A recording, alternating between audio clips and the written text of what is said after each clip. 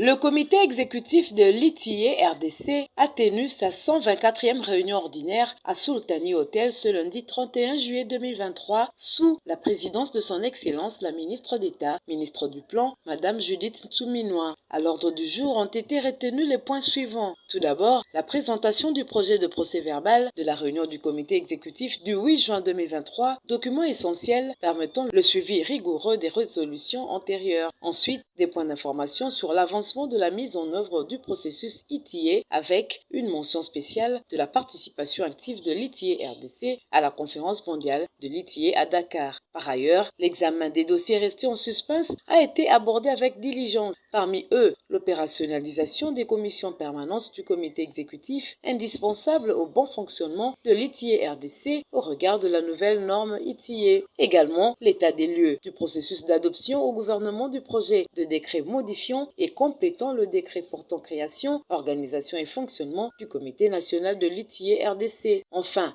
un sujet de grande importance a été discuté, la prime de validation de la République démocratique du Congo destinée à reconnaître les efforts du Comité national de l'ITIE RDC dans sa quête de la transparence et de la bonne gouvernance. En dehors des points énumérés précédemment, son Excellence ministre d'État, ministre du Plan, s'est exprimé en ces termes. Comme d'habitude pour chaque réunion, nous avons validé le PV de la réunion précédente et nous avons parcouru en revue l'ensemble de la mise en œuvre des activités de l'ITIE RDC. Et donc on a eu à discuter sur un certain nombre de choses, notamment le rapport sur la certification qui a été fourni par la Cour des comptes et l'IGF. Et donc nous allons juste prendre connaissance de ce rapport et voir comment on peut améliorer certaines choses pour assurer que le prochain rapport soit le meilleur. Nous avons aussi dans la mise en œuvre de l'état de lieu, dans l'état de lieu, nous avons aussi regardé toutes les questions qui sont en rapport avec le rapport qui porte sur le secteur aurifère. Et donc là aussi, il y a des éléments de collecte de données qui devraient être ramenés par les provinces et les VTD, qui sont pratiquement... Tout ce qu'on a reçu va être versé au cabinet qui est en train de préparer ce rapport. Et donc nous allons pouvoir le clôturer. Et donc il y a d'autres éléments qui ont été passés en revue par rapport au suspens, comme des activités qui n'ont toujours pas été financées sur le PTBA de 2023. Et donc nous allons voir de quelle manière on peut pousser à avoir ce financement, soit à travers le Trésor public ou les partenaires, et sinon faire une révision de notre feuille de route. Donc globalement, c'est un peu ce qui a été discuté aujourd'hui. Quand est-ce que ces rapports dont vous faites allusion sera publié? Le rapport de l'ITIE, comme chaque année, est publié à la fin de l'année. C'est à la fin de l'année qu'on va pouvoir le publier.